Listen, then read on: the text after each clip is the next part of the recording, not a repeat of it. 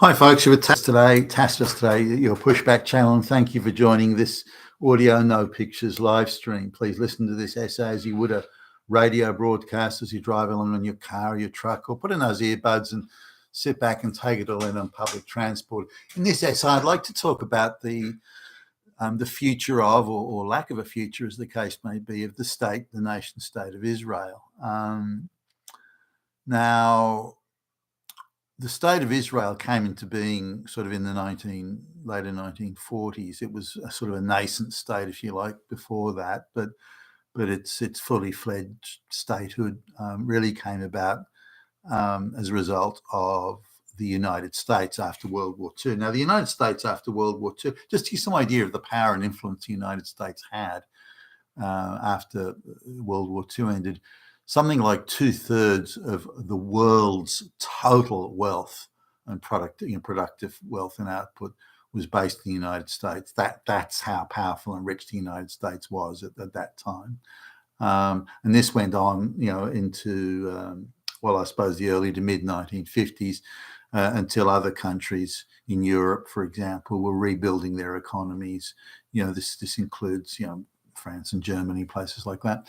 And so the American position slipped then, but it's the apex of world wealth is continues to this day. Something like a fifth of the total wealth of the world is in the United States. I mean, that gives you an idea of just how huge the American economy is. Now, today, that's pretty much all based on debt, whereas before it was based on productive output. Nonetheless, the American state was the guarantor of Israel. The state of Israel and the state of Israel's independence was guarantored by the US. In turn, that reliance was almost absolute, and the United States had a very, very powerful Jewish, in this case Zionist meaning to support a nation state for the Jewish people, had a very powerful Jewish lobby, not simply Zionist, by the way, but just a powerful Jewish lobby all around that was very rich, very well coordinated, superbly well heeled, and so on. And these guys are very good, and they know how to look after their friends. So given the very powerful and influential and very well cashed up lobby in the United States, Jewish lobby in the United States, and the United States guaranteeing of Israel. So Israel was effectively existed at the pleasure, if you like, not of the United States politically, although there's that, but at the pleasure of the United States being at the apex of world power. Now, we can see a situation over the next, if current trends continue, which they may not, but if current trends continue, the United States will be sharing power equally with one or two other civilizational blocks. One of them could be China.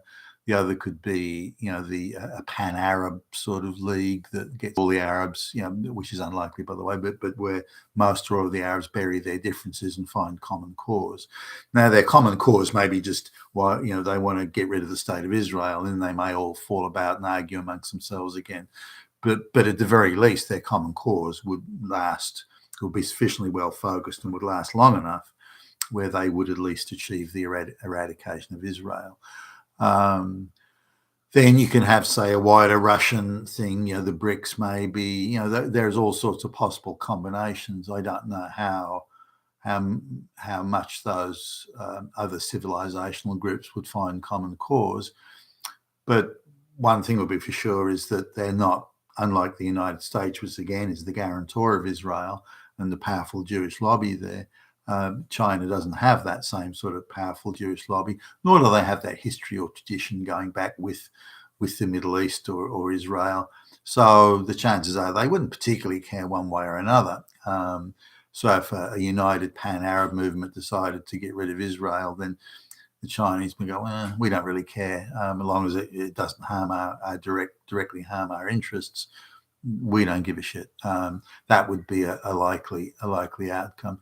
Similarly, given how many Arab countries border Russia, the Russians would be unlikely to want to irritate and annoy the Arabs excessively.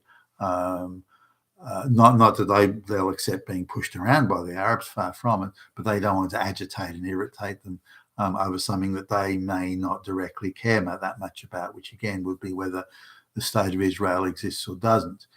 So now we look at the wider Western bloc itself, say a combination of, Britain, France, Germany, that sort of stuff, Italy. Their combined power is still pretty formidable. You're still looking at, those four countries, you're still looking at something in the order of 15% of world wealth just in those countries. So they've got a fair bit of clout when they combine. Whether they would find common cause or not, that's another thing. The Jewish lobby is quite strong in some of those countries, whether they're strong enough, Britain, for example, but whether they're strong enough to get sort of a major military conflagration going, that's uncertain. But the power of the West is being diminished, and the irony is that the power of the West, the ability of the West to act with social cohesion and with sovereignty, that's been diluted out of all sight. I can't believe how far it's been diluted. Remember the globalists who have very, very heavy representation from Jewish financial interests among them. They have the power to again, rig US presidential elections, subvert courts, to appoint the prime ministers in Britain and Australia and elsewhere that do their bidding. This is the power these people have, and they've used that power to subvert the white West, the Gentile Christian white West, to such an extent to neutralise the white West as ever being a threat to the Jewish diaspora again. But at the same time they've done that, they've also diluted the West's ability to stand up for institutions such as the rule of law and due legal process, free and fair elections, the difference between right and wrong. That's all gone now, pretty much gone. So the West has been knackered or neutralised by not exclusively Jewish, but certainly primarily Jewish activism in terms of changing society and teaching, Magnus Hirschfeld type activism in primary schools and high schools and so on. Transgenderism and anyone can self-declare their gender, and so this sort of stuff. So this has weakened the West beyond measure. Financially, militarily. The diversity, equity, inclusion thing. Every time I interact with anyone at any level in business, now I'm looking at, with occasional exception, I'm looking at people that are incompetent, utterly incompetent, primarily incompetent, or mostly incompetent. The idea that you would meet people that know what they're doing, or just come across them ordinarily in the business that you do, that's now rare. You just don't see it anymore, and this has weakened that sort of thing. Has weakened the West beyond measure. So the help that a state of Israel maybe have got or would have got years ago, I don't think exists anymore. The will to do it and the financial weakness and just who cares attitude. And also the activism amongst the college kids is that, the Israelis are white oppressors of helpless brown people. And so the irony is that they're calling the Israelis the Nazis. That's talk about doing full circle. So as American power diminishes, their ability, again, financially and through willpower to do it, gets to the point where it doesn't matter how powerful the Jewish lobby is, America would be ineffective anyway in continuing to guarantor the state of Israel. They just wouldn't have the kahunas to do it. So now, without American patronage, money, weapons, and so on and so forth, Israel has no chance of surviving. And I think the minute the Arabs realise and if there's any sort of unity, even Turkey's talking about getting involved these days. The population of Turkey, 100 million? So Israel doesn't have a show here without American backing and patronage. So let's suppose something like this, when I imagine, rather than have an absolute, because the state of Israel, I think population, 10 million, I think, on or about, rather than have some sort of unseemly and unsightly massacre, that just doesn't look good.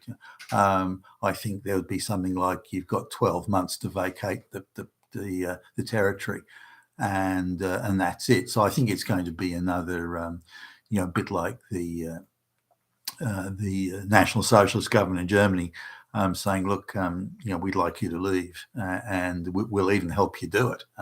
We'll give you interpreters, we'll help you get appointments at embassies, but we want you to leave. And I think something like that would occur again. You've got 12 months to leave. And now the Israelis won't go to the dirt poor African countries. They all want to go to the rich white countries that won't be rich and very white anymore. Now, if you've got a huge Islamic diaspora in places like France and Britain, the Islamic hordes may riot and say, no, we don't want those Jews here. I mean, what happens then? I mean, where does that go? That could be unpleasant, and I imagine it would be. So the ability of these governments to act, the Western governments to act with sovereign power is almost gone, if not completely gone already. And the ability of the authorities to respond to mass Islamic disobedience or rioting is also very limited. And so my feeling would be that there'd be a 12-month eviction order on the Israeli citizens. The state of Israel will be declared to not exist anymore, if you like, by pan-Arabic dictum, and they'd all have to go. Now, how desirable or undesirable would that be? Angry, bitter Jewish activists spreading all over the Western world. I mean, where's that going to lead us? So that's my feeling there, that American power is already melting away, as much from diversity, equity, inclusion type stuff, but just the general subversion of the likes of the Black Rocs and the ESGs and what the Jewish diaspora represents. And so Israel will have no sponsor very soon. Now, once the Americans are gone, there's no one else that's going to take up the slack. China doesn't care. It's not their fight as they would see it. Well, that's my assessment of what they would do. No one else is going to come to the rescue. Possibly, given that the Jews control such vast sums of money, they could maybe bribe some countries to get involved and hire them effectively as mercenaries to come. But that I don't think that'll last very long. I don't think that'll go very well. So the end result of this is that within the next 25 years, the state of Israel simply won't exist. Now, this geopolitical reality is not lost on the management and the government and the political thinkers of Israel, or indeed the Jewish think tanks around the world. This is not lost on them. Now, they're not prepared to give up the destruction of the Gentile Christian West. They won't give that up. They're going to keep going with that. That, as they see, is their big, as they would look over Jewish history, that's where the main threat, as they see it, and their perception of reality there is that the Gentile Christian West is really the threat. So if they can get rid of that, which they're doing through this, again, the globalist project is as much about creating some imagined fantasy globalist utopia as it is about removing what the Jews see as a threat to their diaspora, historical threat.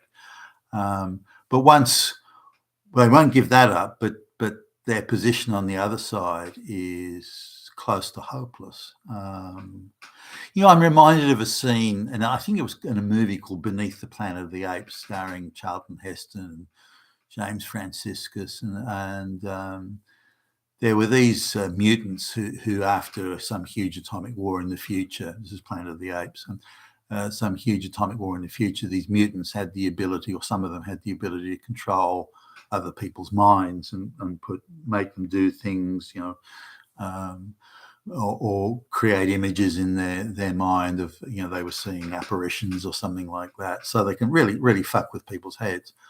And the apes have broken into this underground thing where these mutants are, and they're running around shooting and killing people left, right, and centre.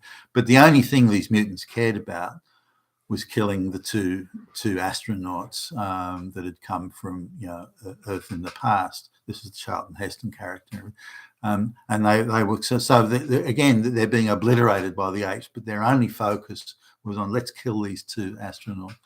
rather than stop the apes from killing them. And I see that the Jews are really falling into that same sort of trap, in my view. This is only my opinion, of course, where the crushing of the Christian Gentile white diaspora is still their primary concern and has been for centuries. And now they think they have their chance to do it. They won't let it go, even if it will result in, and probably will, if not will guarantee, the destruction of the state of Israel. You've been a tacit Australia, your pushback channel, and thank you for listening.